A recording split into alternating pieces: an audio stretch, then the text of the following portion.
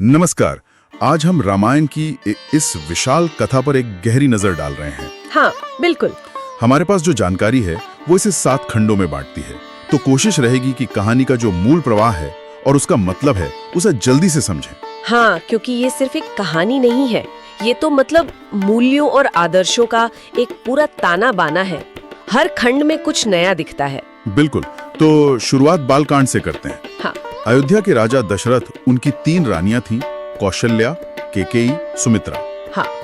फिर पुत्रष्टि यज्ञ हुआ और 4 पुत्र हुए, राम, लक्ष्मण, भरत, शत्रुघ्न। और खास बात ये कि श्री राम विष्णु के अवतार माने गए। हाँ, और ये अवतार वाली बात बहुत जरूरी है। क्यों? मतलब कैसे? देखिए, राम का अवतार होना सिर्फ एक जानकारी नहीं है, ये उनके जीवन के हर फैसले को, हर कार्य को एक क्या कहते हैं, एक दिव्य नजरिए से देखने में मदद करता है। अच्छा। उनका उद्देश्य क्या था, ये समझने में आसानी होती है। सही। फिर उनका विवाह हुआ जनक पुत्री सीता से। ये बालकांड में ही होता है। हाँ। फिर आता है अयोध्या कांड। अब यहाँ कहानी एकदम बदल जाती है। राम के राज्याभिषेक की पूरी तैयारी थी। हाँ, माहौल खुशी का था, लेकिन फिर कैकेयी ने वो अपने 2 वरदान मांग लिए। हाँ, भरत के लिए राज्य और राम के लिए 14 साल का वनवास। और राम, सीता, लक्ष्मण वचन के पक्के, वो तो चले गए वन। लेकिन दिलचस्प बात यह है कि भरत ने सिंहासन स्वीकार नहीं किया। उन्होंने राम की खड़ाऊं रखकर शासन चलाया। हाँ, ये बहुत बड़ी बात है। ये सिर्फ भाई का प्यार नहीं है, ये त्याग है, वचनबद्धता है, और धर्म के जो जटिल सवाल हैं, वो सब सामने आते हैं। भरत का एक काम मतलब भाई के प्रति सम्मान और कर्तव्य की एक अनोखी मिसाल है। सत्ता से ऊपर सिद्धांत को रखना। बिल्कुल।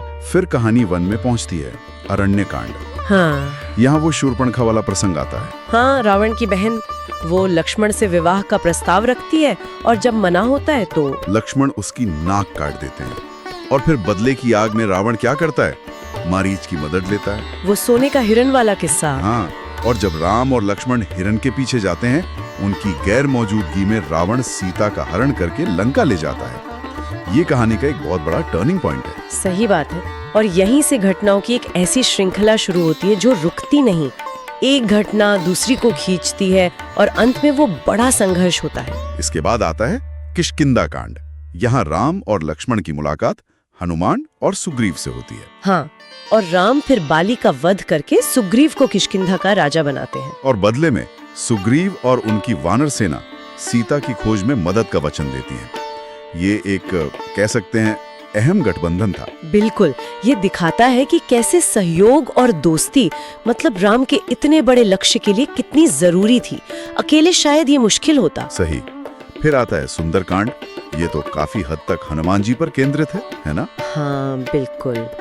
उनका समुद्र लांघना, लंका पहुंचना, फिर वहां सीता जी से मिलना, राम की अंगूठी देना और फिर लंका दहन, उनकी शक्ति, भक्ति, बुद्धि, सब कुछ यहाँ दिखता है। हनुमान का चरित्र यहाँ मतलब भक्ति और सेवा का जैसे प्रतीक बन जाता है। उनकी भूमिका सिर्फ संदेश पहुंचाने की नहीं थी, वो सीता जी को हिम्मत भी देते हैं और राम के पक्ष में एक तरह से माहौल भी बनाते हैं। हाँ, ये बात तो है। इसके बाद है युद्ध कांड। वानर सेना पुल बनाकर समुद्र पार करती है, लंका पहुंचती है, और फिर वो भीषण युद्ध होता है राम और रावण के बीच। यहाँ एक और बात ध्यान देने वाली है। रावण का भाई विभीषण, हाँ, वो धर्म का साथ देने के लिए अपने भाई के खिलाफ जाकर राम की शरण में आ जाते हैं। और अंत में राम रावण का वध करते हैं, सीता को मुक्त कराते हैं। कहानी का क्लाइमैक्स। बिल्कुल। ये धर्म और अधर्म का मतलब सीधा टकराव है। रावण की हार मतलब बुराई पर अच्छाई की जीत, और विभीषण का कदम ये दिखाता है कि सच और धर्म का साथ देना कितना जरूरी है, चाहे वो अपने परिवार के खिलाफ ही क्यों ना हो। और फिर अंतिम खंड उत्तरकांड। राम, सीता, लक्ष्मण अयोध्या लौटते हैं। राम का राज्याभिषेक होता है, राम राज्य की स्थापना। सब ठीक लगता है। हाँ, लेकिन फिर कहानी एक बहुत ही मार्मिक और कह सकते हैं जटिल मोड़ लेती है। वो सीता के त्याग वाला प्रसंग। समाज में कुछ लोग संदेह करते हैं और राम गर्भवती सीता को वन में त्याग देते हैं। वहीं लवर कुश का जन्म होता है। बाद में जब सीता की पवित्रता साबित होती भी है तो वो धरती में समा जाती हैं। हाँ, और अंत में राम भी जल समाधि लेकर बैकुंठ लौट जाते हैं। ये खंड कहानी में बहुत गहराई और एक तरह की उदासी भी लाता है। यहाँ राजा का धर्म मतलब राजधर्म और पति का धर्म व्यक्तिगत धर्म, इनके बीच का जो द्वंद्व है वो साफ दिखता है। सामाजिक दबाव, व्यक्तिगत नैतिकता, ये सारे मुद्दे राम के चरित्र को और भी ज्यादा मानवीय और परतदार बना देते हैं। तो अगर हम पूरी कहानी का सार देखें, जैसा कि हमारे स्रोत में बताया गया है, तो मुख्य संदेश तो यही है कि सत्य और धर्म की हमेशा जीत होती है। हाँ, और साथ में भक्ति, त्याग, मर्यादा, प्रेम, ये सारे आदर्श भी उभर कर आते हैं। श्री राम को एक आदर्श पुत्र, पति और राजा के रूप में दिखाया गया है। हालांकि उत्तरकांड उन आदर्शों की जटिलताओं को भी सामने लाता है। बिल्कुल, और यही मूल्य, यही कश्मकश कहानी के हर हिस्से में झलकती है।